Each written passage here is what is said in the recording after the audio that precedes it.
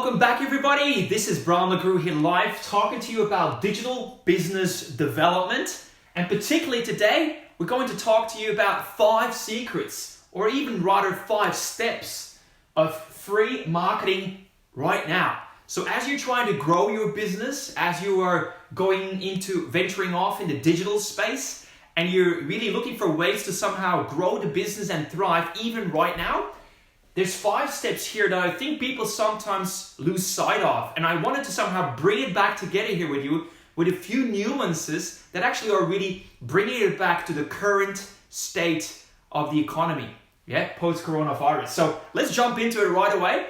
Anytime when you're really excited about it, let me know. Any thoughts or questions, always welcome to post them below. I actually respond to them personally.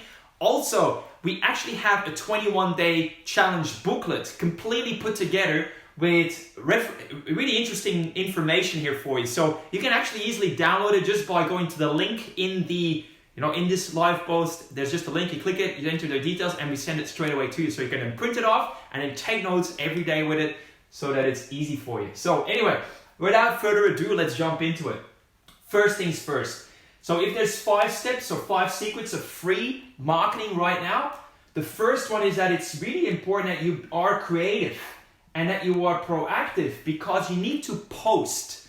You need to be visible. You need to be in people's eyesight. And one thing that I notice is that a lot of people get a bit inundated and overwhelmed by the sheer volume of posts that are so-called required. Some people say you need to have posts 4 times a day, every day. And that kind of gets really tricky. So the one I wanted to help you off with is that you really need to think about this in the following way. If you want free marketing, it all depends on the list size, or in Facebook speak, in terms of your subscribers or people that have liked your pages. And so it's your followers and the people that like your page as such, not liking your post, that really are critical in terms of the number of people that will see those things that you're actually putting up there. So whether it's 1 a day, like I'm doing right now, or maybe 2, or it's 4 a day, it doesn't matter. The idea is that your posts need to be seen by enough people. So right now, if your followers are kind of really on the low end, that's probably your first thing to get right, to somehow amp it up, invite more people to like your pages, because they will dictate how many people will get to see whatever you're posting up there. I hope that makes sense. The other thing that I want to share with you in terms of your posts is that there's a few things that you kind of need to factor in order for those posts to be engaging enough. So first things first is that there needs to be a bit of, let's face it, we all like a bit of a laugh. We all like a bit of entertainment. So it needs to be entertaining in some shape or form. So if it's kind of quirky, it's different, it catches people's attention, because you need to somehow first get through the clutter. There's so many people out there that are doing all sorts of live streams and posts and this and that, and there's sponsored advertising on top of that. So there's a lot of noise out there, guys. So a level of entertainment, remember me being the Easter bunny at Easter, there needs to be some level of entertainment here. That's one. The other one here is where you also want to make sure that it's heartfelt. Because you can't just keep doing like this and, look at me, I'm so great, I'm so good. If you're vulnerable, if you had a bad day, if there's something that really affected you in an emotional way, it's important that you share it, that you are emotional yourself first. Because how can you otherwise ever think of people coming your way and feeling a certain way too, if you don't really lead them the first way with your feelings? So it needs to be heartfelt. If I really am grateful for something, I'll actually just voice it. And if I'm really, sad about something, I'll also voice it. And I think it's being real, being a human, not just being the one who always, gets the victories, the trophies, the 7-figure businesses and that sort of stuff. It's not about that, right? It's about being heartfelt too. The other thing with your post that you want to look at is that it needs to have some level of intrigue.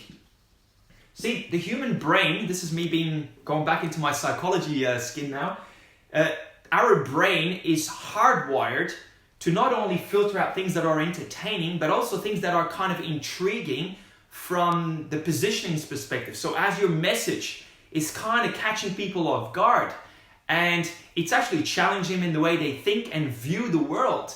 That is creating intrigue, and it's important that you do that somehow, as a strategy throughout all the posts that you're putting out there, because every single post and then the conglomeration of it all, they all somehow either make it engaging or not. And some might be really heartfelt, others will be more entertaining, others will be more intrigued. And the last one here is where you also want to somehow change people's mindset. These are kind of the 4 things that I think are really important to create posts that allow you to go through the 5 steps here. So let's now jump into the next one. The next one then here, C, is about catch or capture. I think a lot of people, they're just putting stuff out and expecting that the post in itself, like without the further 4, will kind of help to grow their business. Now, to some extent, that might be the case. But I think they're really smart, savvy marketeers, digital marketers and digital business development people. They make sure that they capture people's information.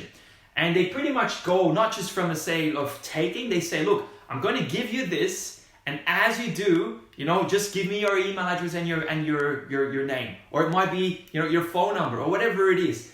Or your address, right? They just want something to capture. Why? Because you want to take people through steps and sequences and processes that allow you to groom them, to allow you to make a difference in their life, and make sure that they get the right information at the right time. And you can only do that if you kind of control the experience. As if people would walk into your showroom or your store, you can control the experience they have as soon as they walk in. Well, it's kind of the same digitally speaking. You need to control the experience that people are getting there. And that's only when you actually capture somehow the information. So whether you use bot technology online, you need the mobile phone number. If you use email marketing, you need emails and so on. If you're using things that you send to people's homes, you need their physical address or postal address as such. So it's about catching. Catching is where you can only really start giving people the experience. Next one then is about leading. It's about us leading our next clients to the goal. Remember when I said the experience? Well, if you know that your clients right now are looking for something, or they're challenged by something and they're looking to get a solution, and you can help them with that, it's about you leading them and giving them the experience exactly as I said, whereby you share with you that you get it, that you message exactly the pain. You almost put in words they're pressing pain points, so that they can relate and see that you actually get them. And it's all that, it's subliminal messaging. It's a whole sequence of building the relationship, adding the right value, planting the right seeds, and that is all leading, guys. So that all happens kind of once people have gone from a post and went into here, your follow-up machine. That is your digital business development machine, right?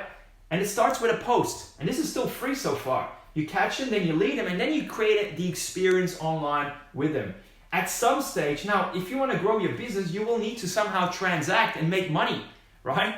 And so this here is where you make an offer. At some stage when the experience has been right and people have gone through all the different steps from a business development perspective that are required for people to see, yes, you got my attention. Yes, I want to listen. Yes, I want to talk to you about it and share with you where I'm at. Yes, I want to see what you got in terms of options. And then, yes, I'm okay for you to help me to find the right option for me. All of this sort of stuff is in the leading. Then you just ask them to make a decision. You can do that on a phone. You can do that face to face. Obviously, today is a bit hard. And obviously, you can do that also completely online, right? But you make an offer.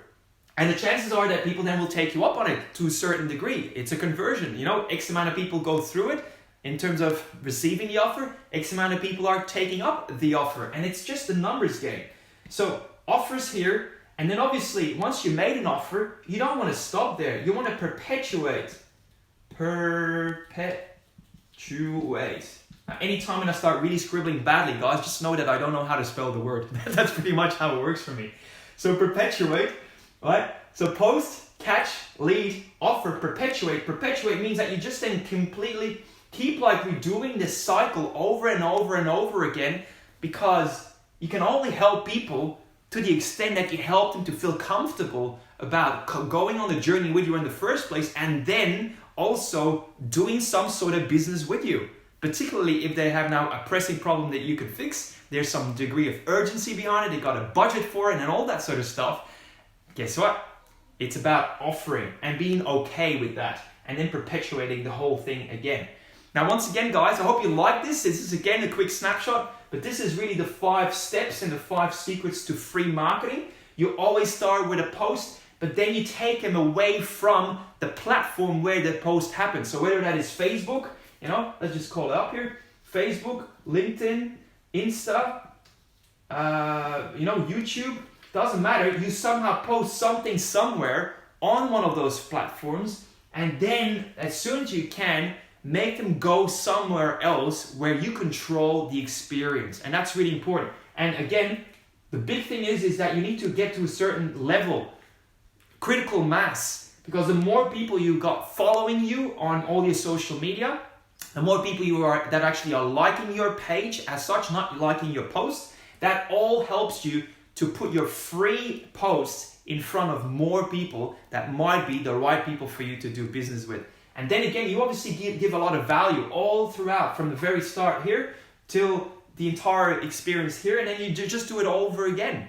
That's pretty much the process. Now tomorrow, because I already touched quite a lot on the social media, tomorrow we're going to touch on social media secrets, and I really think that you're going to like that one as well. Otherwise, again, guys, if you haven't done so yet, download the free booklet. It's a 22-page booklet that goes in unison with these Facebook Lives, so that you actually have a challenge to work towards, to actually think on your business rather than being in it, and that you got something to here and there make some tweaks to still thrive in this present day and age. My name is Bram. I look forward to seeing you again tomorrow, same place, same time, which is 12:15 Adelaide time. And again, talking about social media secrets. Give me a heads up if you like this. Let me know any thoughts or questions below this video. And again, download the video. I'll see you tomorrow. Cheers.